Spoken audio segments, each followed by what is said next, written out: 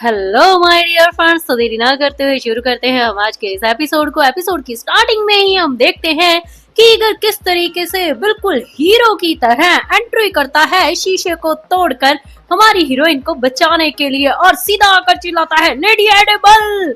और हमारी हीरोइन तो इस वक्त बेचारी मौत के मुंह में जाते जाते अपनी सांसें रोक कर बैठी थी, मगर तभी वो उस कांच को तोड़कर इस तरीके से आता है मानो उसकी जिंदगी का अब एक ही मकसद हो, हमारी हीरोइन को बचाना। और सीधा वो वहां से आकर अपनी तलवार को बाहर निकाल लेता है, क्योंकि ये सिचुएशन अब उसके बस से बाहर थी और बातें कर कर तो सरने वाला बिल्कुल भी नहीं था। इसलिए तो जब वो अपनी तलवार निकालता है तो सामने वाला शख्स एकदम से डर जाता है, क्योंकि अब उसे अपने सामने मौत दिखाई दे रही थी, जबकि वो किसी और को मारने आया था। और हमारे ईगर बिना सोचे समझे उस पर सीधा वार करते हैं अपनी तेज धार तलवार से, और सीधा उसके सीने पे जाकर वो तलवार लगती है और उसके सीने से एकदम से बहुत ही तेज तरीके से खून निकलने लगता है और वो धड़ाम करके उसी बेड पर गिर जाता है जिस बेड पर अभी अभी हमारी एडेबल को वो मारने की कोशिश कर रहा था।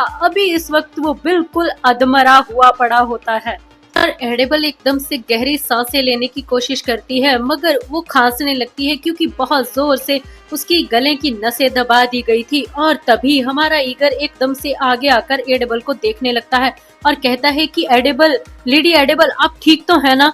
और ये बोलकर हमारी हीरोइन कहती है कि पहले इसकी बॉडी को एक बार चेक करो, इसकी बॉडी के अंदर कुछ ना कुछ सुराग मिलेगा कि आखिर इसे यहाँ पर भेजा किसने है। और उसकी ये बात सुन के एकदम से ईगर परेशान हो जाता है और कहता है कि आप क्या कह रही हैं, मगर इस वक्त आपको चोट लगी है और आपकी तरफ ध्यान देना ज्यादा जरूरी है। और तभी फिर हमारी हीरोइन कहती है कि नहीं, इस वक्त ये जरूरी नहीं है, इस वक्त जरूरी ये है कि ये देखा जाए कि आखिर इसे किसने भेजा है। और फिर वो अपने मन में सोचने लगती है कि मुझे इसकी तलाशी लेनी होगी, कहीं ये गैंग से तो नहीं है। अगर ये गैंग से हुआ तो यहाँ पर इसके यहीं पर कहीं ना कहीं मार्क होगा ना, क्योंकि उनके हर एक बॉडी में कहीं ना कहीं मार्क रहता है। मुझे एक बार चेक करना होगा खुद ध्यान से। और वो ये सारी बातें अपने मन में सोचकर कपकपाते हुए हाथों से उसकी बॉडी को सर्च करने लगती है।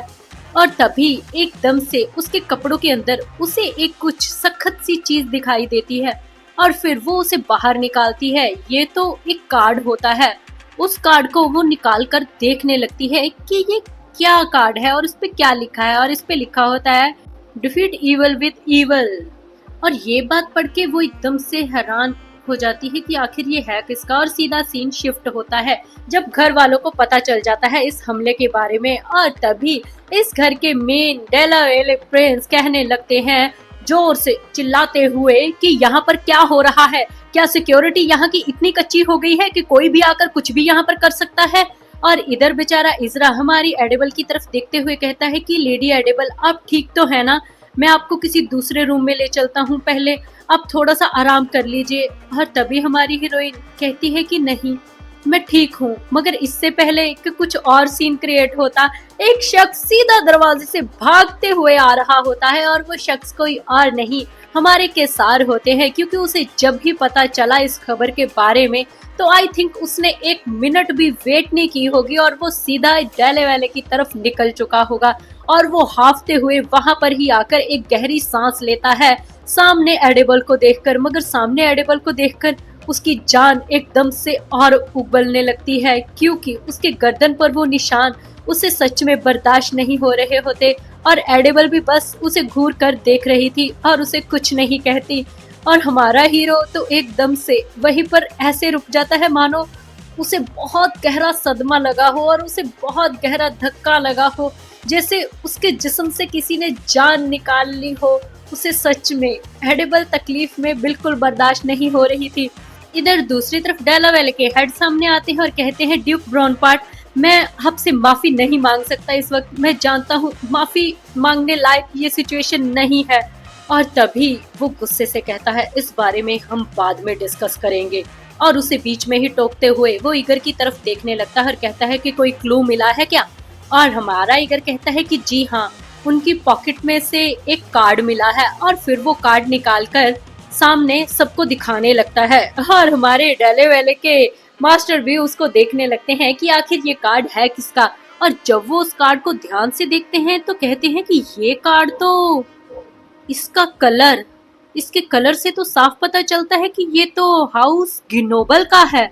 हाँ, ये तो गिनोबल का ही कार्ड है, यानी कि ये जो साजिश हुई थी मैडम गिनोबल ने की थी। और तभी वो इसकी हैंडराइटिंग पढ़ते हुए कहते हैं कि ये तो हैंडराइटिंग भी डचेस गिनोबल की ही है ना। और फिर ये सोचते हुए वो कहता है कि क्या, तो इसका मतलब कि ये सारा कांड मैडम गिनोबल ने किया है।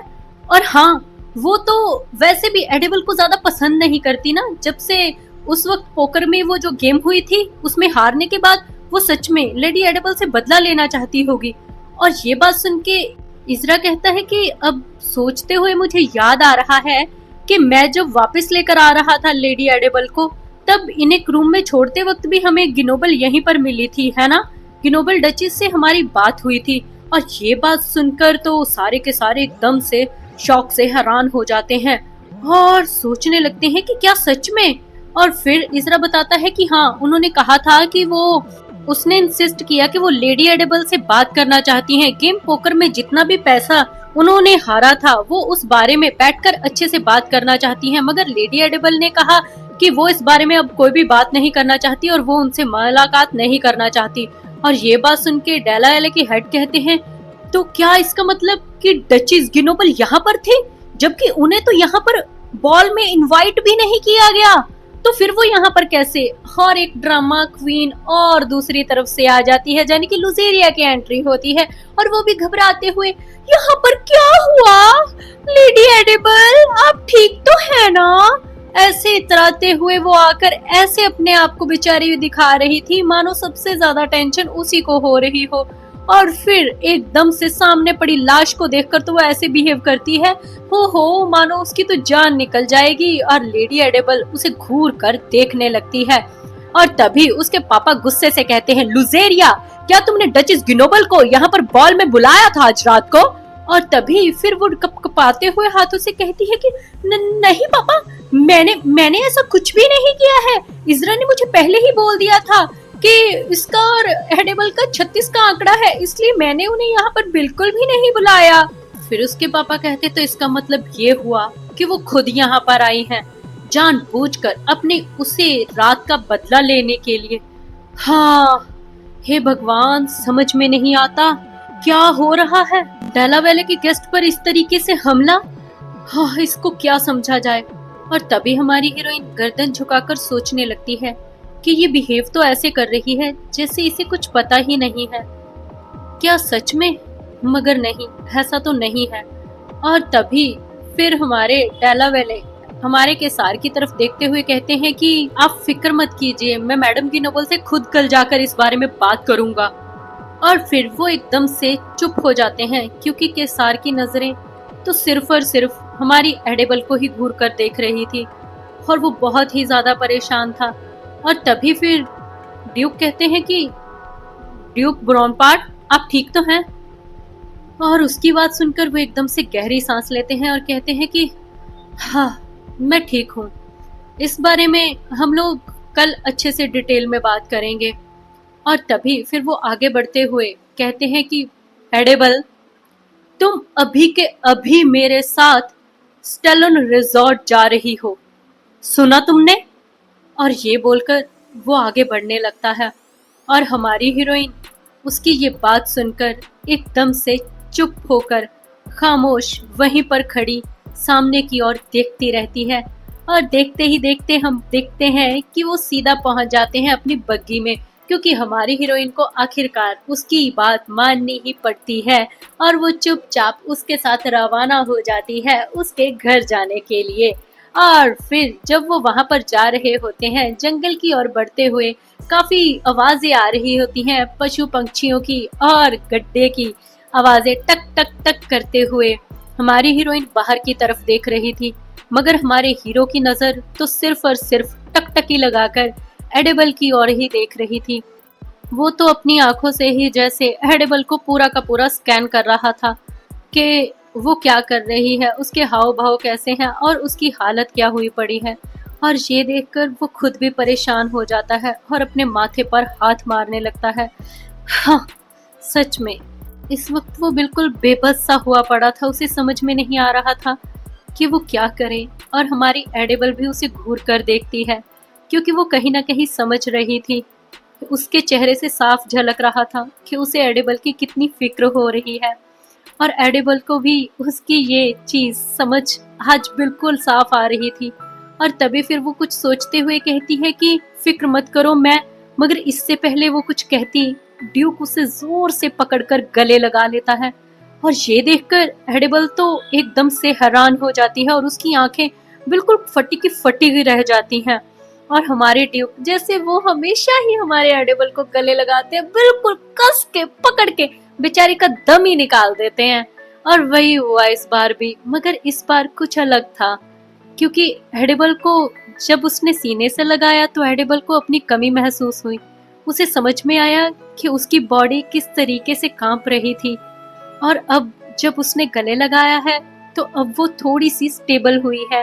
वो कब से कांप रही थी, तभी से, जब से ये सीन हुआ है। और शायद इसीलिए तो किसार उसे इस तरीके से देखकर बर्दाश्त नहीं कर पाया।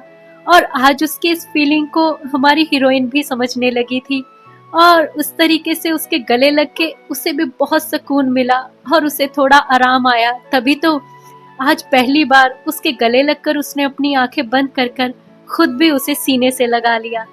और इसके बाद सीधा सीन शिफ्ट होता है दूसरी तरफ। यहाँ पर हम देखते हैं कि एक अंधेरे में अचानक से एक रोशनी की किरण उठती है, जाने की माचिस कोई जलाता है कैंडल को जलाने के लिए। और कैंडल की ओर हाथ बढ़ाते हुए वो बात करने लगता है और ये बातें काफी ज्यादा लंबी चौड़ी हो रही होती हैं। और ये सारी बातें हम देखते हैं कि एक शख्स लेडी लुसेरिया के साथ कर रहा होता है। और लेडी लुसेरिया ये सारी बातें चाय पीते हुए चुपचाप सुन रही थी। वहां पर एक अजीब सा सन्नाटा और एक अजीब सी घुटन थी। और तभी वो शख्स अपनी बात पूरी कर कर सर झुकाकर वहां से चुपचाप निकल जाता है। और हमारी हीरोइन उसी चाय को गुस्से से नीचे फेंक देती है और कहती है कि सच में इसकी किस्मत कुछ ज्यादा ही लकी है।